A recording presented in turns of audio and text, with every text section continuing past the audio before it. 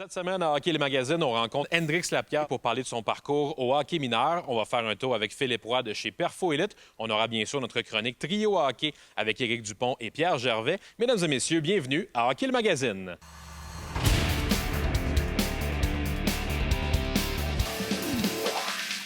Hockey le Magazine vous est présenté par le Trio Hockey, Sport Rousseau, Hockey Expert et l'Entrepôt du Hockey.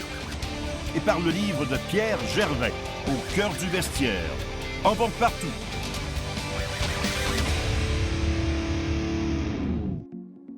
Alors, on est de retour cette semaine, bien sûr, avec le docteur en psychologie sportive, Sylvain Guimond, qui est avec nous. Merci, Sylvain, d'être là. Merci à toi, Jasmin. Sylvain, cette semaine, on va revenir sur un mot qui, malheureusement, a été un peu à la mode dans les dernières années, anxiété. Évidemment, on fait référence à ce qui s'est passé avec la pandémie, avec le hockey qui a été mis sur pause.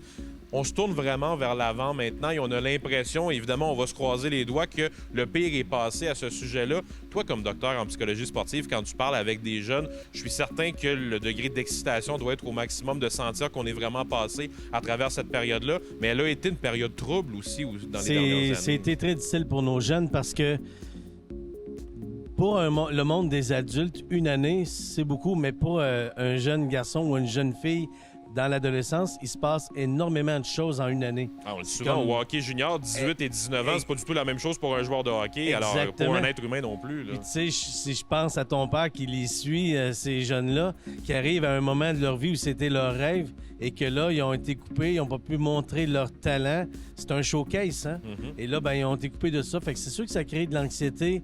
Est-ce que je vais être capable de démontrer tout mon talent puis d'être repêché? C'est leur rêve. Donc, ils ont vécu énormément de difficultés.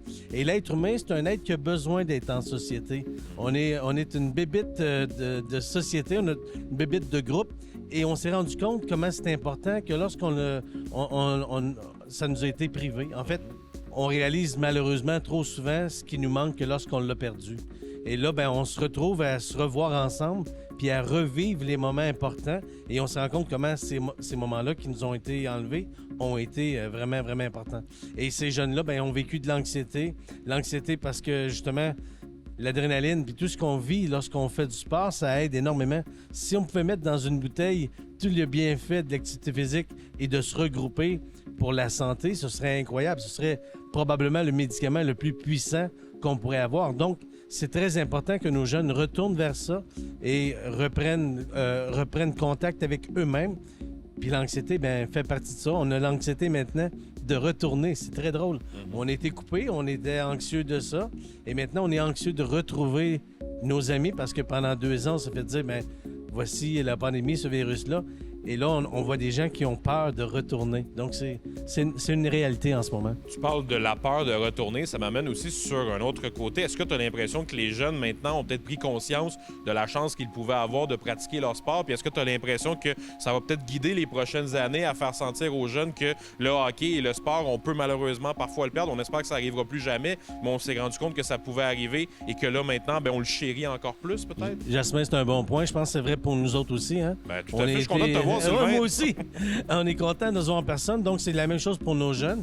Et je pense qu'on est plus conscient maintenant de la chance qu'on a et que ce privilège-là d'être tous ensemble, on a besoin de ça. Et nos jeunes encore plus que nous. Et là, en ce moment, de les voir retourner. Et dans l'anxiété, on en parle énormément parce qu'il y en a plus.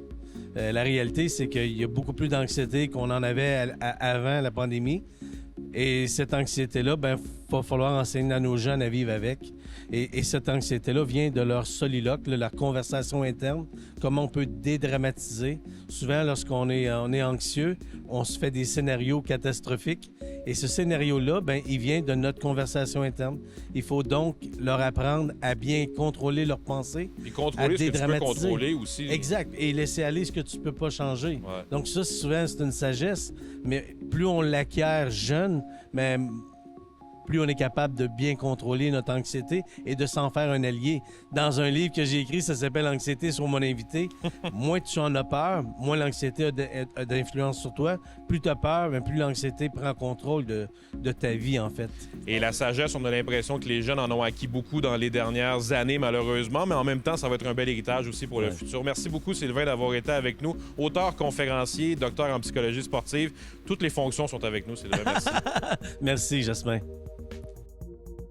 Question de la semaine de retour chez Colic Édition avec Pierre pour parler des Blues de Saint-Louis qui affrontent le Canadien de Montréal pour un adversaire qu'on voit souvent au cours de la saison. Et Pierre, dans tes recherches très élaborées, parce que tu ne recules devant rien, tu t'es penché sur la question de certains joueurs qui ont joué pour les Blues et qui ont joué pour les Canadiens de Montréal également. Et il y avait quelques cartes dont tu voulais nous parler. Oui, exactement. Ben, dans les plus connus, Jake Allen, c'est un facile parce que... Il était repêché à l'époque par les Blues de Saint-Louis. Exactement, qui a quand même un bon début de carrière là. Dans les un peu plus nébuleux, ceux qui s'en rappellent, il y a peut-être 25 ans, Guy Carbonneau.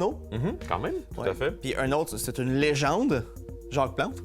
Qui a joué avec les joué Blues avec de Saint-Louis. les Blues. Ça serait une bonne question quiz quand même, ça, parce que c'est peut-être pas le souvenir. En fait, personne n'a de souvenir ou à peu près de Jacques Plante, ça c'est la première des choses. Mais quand on pense à Jacques Plante, on pense beaucoup plus aux Canadiens de Montréal qu'aux Blues de Saint-Louis. 100%. Est-ce qu'il y a des cartes qui existent de cette époque-là? Oui, dans les années 70, évidemment, Jacques Plante a fait plusieurs autres équipes. Il a joué à Toronto aussi, entre autres, mais oui, Ropici a continué à faire des cartes de ses autres équipes. Il a même joué pour Edmonton dans l'Association mondiale. Ben, écoute, merci beaucoup pour ces informations. Voilà notre question de la semaine qui concerne les Blues de Saint-Louis cette semaine. Et on se demande qui a été le premier joueur de l'histoire du Canadien à marquer un but contre les Blues de Saint-Louis dans la Ligue nationale de hockey.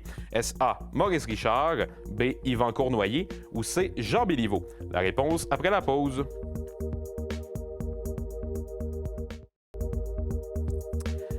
On se demandait avant la pause qui a été le premier à marquer un but contre les Blues de Saint-Louis dans l'uniforme du Canadien de Montréal. Et la réponse est C, Jean Béliveau. Et il faut remonter à l'année 1967 pour voir cet événement-là arriver. Pas besoin de vous dire que je m'en rappelle pas. Ceci étant dit, quand même, il ne faut pas oublier que les Canadiens ont affronté les Blues par la suite en 1968 et 69 aussi en finale de la Coupe Stanley. Absolument. C'est parce que quand les expansions sont arrivées, il y avait leur propre division. Évidemment, c'est une division qui était plus faible, mais il y avait tout le temps une équipe qui se rendait en finale. Puis les 2 premières années, c'est les Canadiens qui ont battu les Blues. Et plusieurs années plus tard, les Blues de Saint-Louis ont eu leur moment de gloire dans les dernières années, on s'en rappelle. Oui, avec la conquête de Jordan Binnington. Mais je pense pas me tromper, Pierre, en disant que les Blues, c'est pas l'équipe la plus populaire lorsque tu vois des amateurs venir te demander des cartes de hockey ici au magasin. Pas tant que ça, mais par contre, il y a des joueurs comme Vladimir Tarasenko qui ont eu des bons moments qui étaient beaucoup collectionnés, ou Brett Hall aussi quand même, qui est un... Dont on a parlé d'ailleurs dans nos précédentes émissions. Tout à fait. Merci beaucoup, Pierre. Ça fait plaisir.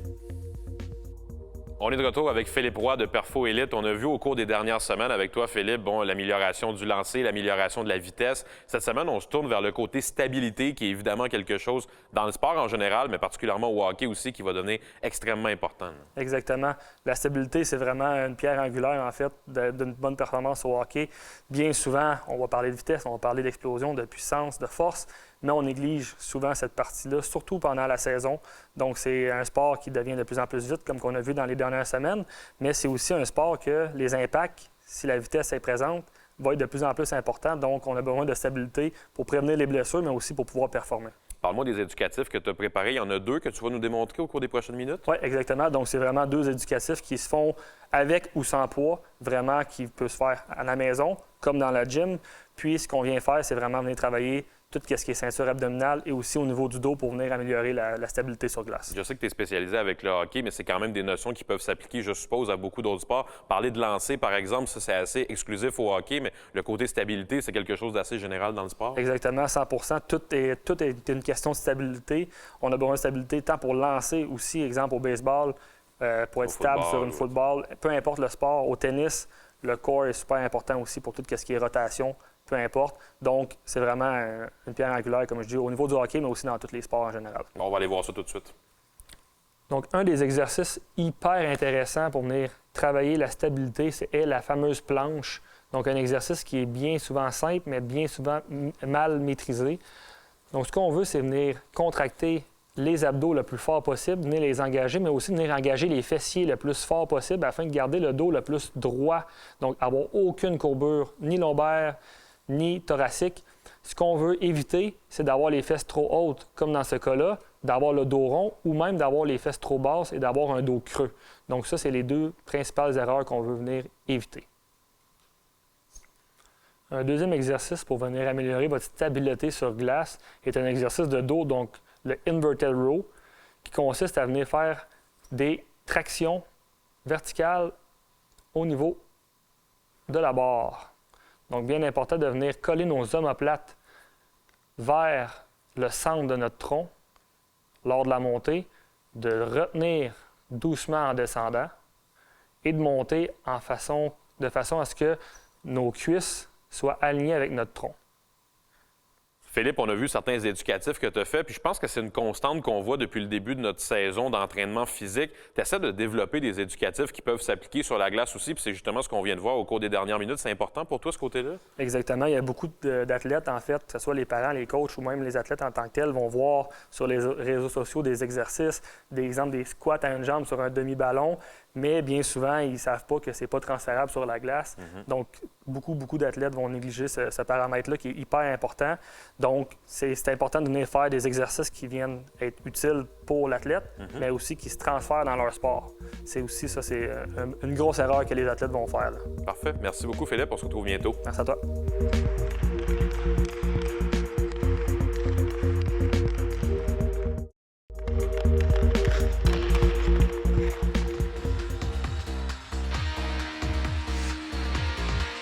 Cette chronique équipement vous est présentée par le Trio Hockey, Sport Rousseau, Hockey Expert et l'entrepôt du hockey.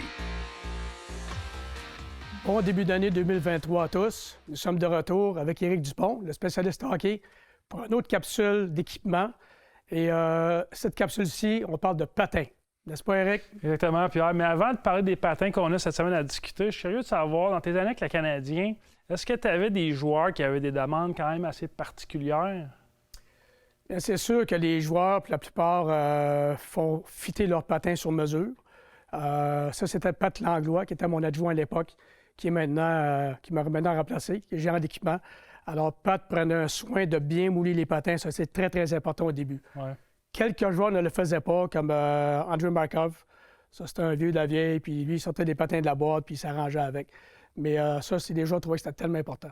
L'ajustement est important. Exactement. C'est aussi la même chose pour nos clients en magasin, mais on pense tant que les joueurs canadiens, les joueurs de la NHL, c'est un petit peu plus poussé. Mais ça ressemble à une certaine c'est pas mal pareil. Puis des clients comme André Markov, comme tu dis, nous autres, on aime ça, c'est facile. Donne un patin, il met dans ses pieds, puis il s'en va à la maison, puis il est heureux. Donc, on débute avec le CCM, TAC? Oui, exactement. Puis le premier patin qu'on parle, c'est le Tacx ASV, qui est le nouveau modèle de cette année, 2022, en fait, pour le retour hockey de l'année dernière.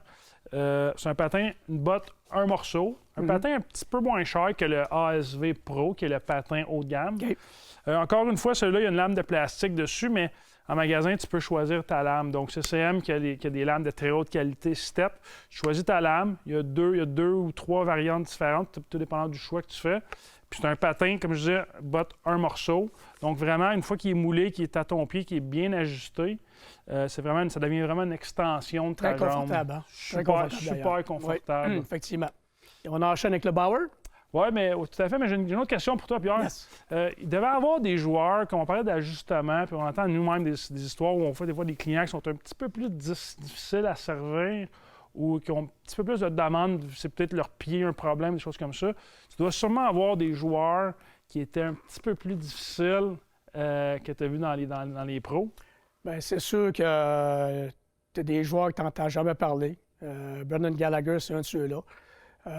Tu as un joueur qu'on avait comme Jeff Petrie qui était très, très minutieux, très sensible de ses pieds, puis même avec ses gants, avec ses... Tout.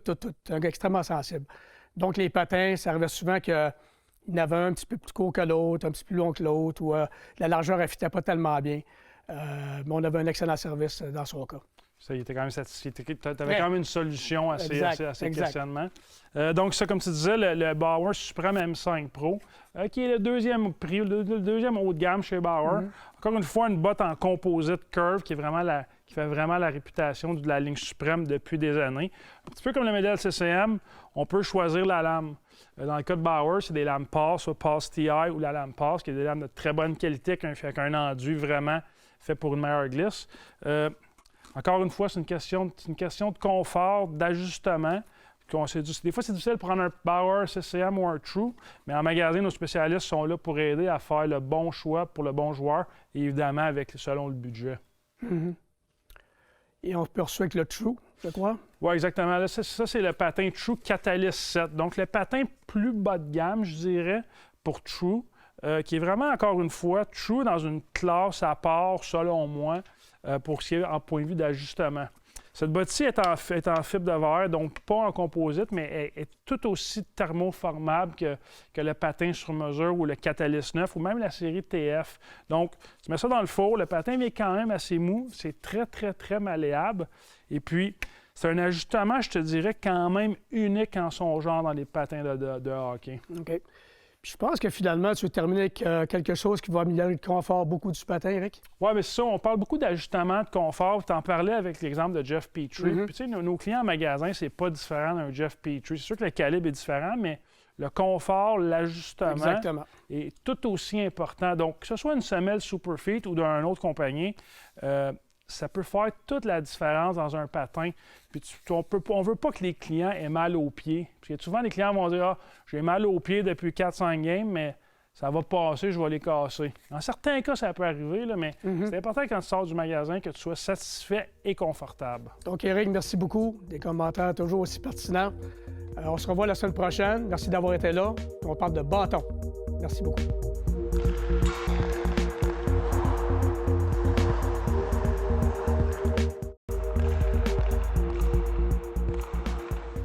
Cette semaine à Hockey le Magazine, pour notre segment Parcours vers le hockey mineur, on a le plaisir de recevoir Hendrix Lapierre, attaquant de l'organisation des Capitals de Washington, qui va nous partager certains de ses souvenirs. Hendrix, parle-moi de comment ça a commencé le hockey mineur dans la ville où tu habitais.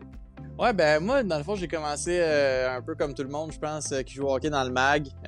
J'étais chez nous à Elmer, là, petite ville dans Gatineau, puis j'ai commencé là. J'ai joué mag 1, puis tu sais, quand j'étais petit, comment je pourrais dire ça, je pense j'avais une petite longueur d'avance peut-être, fait que j'ai pas été obligé de faire le mag 2, j'ai été directement dans le novice. J'ai joué 2 années novice. Puis l'année que j'étais censé jouer genre ma 3e année novice parce que j'avais été surclassé, ben j'ai été dans la tombe. Puis ensuite de ça, j'ai joué 3 années à tombe. Tout ça, ça se passe évidemment à Elmer chez moi. Donc novice B, novice A, à tombe 2B, à tombe 2B, à tombe 2B. J'ai eu des très très très belles années dans le mineur là, jusqu'à, je te dirais, 12 ans là, vers la tombe. À jouer avec des amis avec qui j'allais à l'école. Tu sais, c'est vraiment dans ta petite ville, là, fait que t'es proche de tout le monde. J'ai vraiment trippé. Tu vas souvent sur la route, t'as 3-4 tournois par année. Ça fait que tu joues vraiment dans ta région. Fait que moi, j'ai vraiment aimé ça. Quelle est, Hendrix, selon toi, l'importance pour un adolescent de faire partie d'une équipe comme ça et d'avoir l'impression que tu appartiens à une gang, si on se permet l'expression, avec tes amis et d'évoluer comme adolescent? Ah, tellement. Je pense qu'on ne veut pas porter assez d'emphase sur ça. Le plus important pour les jeunes, vraiment, c'est de créer des liens solides avec justement les autres joueurs. Puis vraiment de trouver quelque chose qui te motive. Comme tu dis, c'est pas obligé d'être le hockey, là. Moi, je trouve que quand t'es jeune, c'est important de faire toutes sortes de choses. Moi, j'ai fait plein de sports, puis je pense que ça aide tellement, justement, pour le hockey de faire ça, de voir d'autres choses, de mettre d'autres choses dans ton cerveau que du hockey tout le temps. Donc, c'est ça, c'est des belles années quand t'es jeune, puis je pense qu'il faut que t'en profites au maximum. Je me permets, Hendrix, de te demander ton ressenti sur un sujet dont on parle parfois beaucoup dans les arénas au Québec. Est-ce que tu trouves qu'on met trop de pression parfois sur les jeunes pour performer à un jeune âge davantage que d'axer ça sur le côté plaisir seulement du jeu? Oui, c'est en se promenant dans certaines arénas puis en côtoyant du monde. Tu sais, j'en ai vécu quand j'étais petit des situations comme ça, que j'avais des coéquipiers je te dirais, tu sais, t'as l'extrême gauche, mettons, que c'est vraiment relax, t'as l'extrême droite, que c'est trop intense. Moi, j'étais dans l'extrême gauche, là, vraiment, vraiment relax. Fait que quand je voyais le monde dans l'extrême droite, c'est sûr que j'étais genre, hey, pauvre, ça doit être l'enfer. Là. Il y avait des situations, je me rappelle, là, quand j'étais petit, je voyais tellement pas mes parents faire ça. Puis même encore aujourd'hui, des fois, je me promène, je parle à du monde, puis ah ouais, mon petit gars, il a 6 ans, là, il a scoré 4 buts hier, là, il trippe. Je l'ai inscrit à un programme d'entraînement. Franchement, là, le gars, il a 6 ans. Fais-les jouer au tennis, fais-les jouer au soccer. Fais-les faire d'autres choses que du hockey. Puis arrête de parler comme si c'était la prochaine vedette. Puis fais-les pas entraîner l'été. Laisse-y son été pour avoir du fun avec ses amis, puis jouer à la tag. Puis, tu sais, dit de même, c'est un peu cabochon, mais c'est vrai, là, genre, c'est vraiment... Moi, en tout cas, c'est... Si j'ai un enfant, éventuellement, ce que j'aimerais, puis qui joue au hockey, ben je vais le faire plein d'autres affaires, puis Je veux pas qu'ils pensent à ça tout le temps. Tu parles de l'importance de tes parents, Hendrix. Je suppose que lorsque tu as joué ton premier match dans la Ligue nationale de hockey, ta première pensée devait être dirigée vers eux? Ben, c'est très cliché, mais c'est sûr que oui, là. C'est eux qui ont orchestré ça, qui ont fait en sorte que je suis où je suis rendu, puis je le réalise, je te dirais, au fil en fil des années, de plus en plus que je grandis, puis que je vois n'importe quoi, que ce soit le comportement de certains parents avec leurs enfants, que ce soit juste la façon que mes parents agissent en ce moment. Genre, il y a tellement de choses que quand tu deviens plus vieux, puis tu sais, je suis pas vieux, là, j'ai 20 ans, mais que tu réalises les affaires qu'ils ont faites pour que je sois là, puis c'est n'importe quoi, là. Je pourrais en parler pendant longtemps, mais genre, je suis vraiment reconnaissant, puis tu sais, quand que je dis « Ah oui, mes parents, je les remercie », mais c'est vrai, là, tu sais, je le pense, puis oui, ça peut avoir l'air cliché à la télévision, mais ils m'ont jamais mis de pression, ils ont tout le temps fait en sorte que je sois confortable, que je sois bien, que j'aie du succès, que je puisse aller à des tournois partout, que je puisse rencontrer du nouveau monde. J'aurais pas pu demander mieux pour vrai, puis comme j'ai dit, je le réalise en devenant plus vieux, là, qu'ils ont vraiment fait un job exceptionnel, puis je me suis jamais... Tu sais, j'ai parlé au début de l'entrevue de vouloir aller jouer avec mes amis pour le fun, là. Eux autres, quand je me suis fait couper du Bantam 3, il n'y en avait pas de problème si je voulais aller jouer avec mes amis, là. Tu sais, c'était vraiment « fais ce que tu veux, mon homme », puis ça prend pas beaucoup de paroles de leur part pour que je sache justement là, ce que j'ai à faire, puis comment tout va, là. En terminant, Hendrix, quand tu retournes dans des arénas de hockey mineur et tu croises des jeunes dans des écoles de hockey ou autres l'été, est-ce qu'il y a un conseil que tu leur dis en particulier, que tu aimerais peut-être leur dire maintenant, qu'ils doivent retenir sur le parcours que tu as eu, toi, particulièrement? Il y a tellement d'affaires qui me viennent en tête. Au niveau plus hockey, ce serait éventuellement de faire ce que t'aimes à une certaine limite. Si t'as plus de fun, c'est vraiment classique encore, c'est vraiment cliché, mais si t'as pas de fun à aller à l'aréna, puis sans, je sais, peu importe tes parents ou je sais pas qui, vas-y pas, tu sais. Le plus important, je pense, c'est quand tu te présentes à l'aréna, t'as du fun. Il y a eu des périodes, moi, que je me présentais à l'aréna, puis ça me tentait pas tant, puis j'aimais pas ça parce que je savais que le hockey, c'était l'affaire qui me passionnait le plus dans le monde, mais que je sais pas si c'était peut-être un peu une overdose ou j'ai tout le temps été un maniaque de hockey, donc je pense que ce serait vraiment juste d'avoir du fun, mais de respecter ses limites aussi, de pas abandonner. Puis si t'aimes pas ça, là, ben vas-y pas. Fais pas ce que t'aimes pas. Hendrix, merci beaucoup pour ton temps et pour ces souvenirs partagés avec Hockey le Magazine, puis on te souhaite la meilleure des chances pour la suite de ta saison avec les Capitals.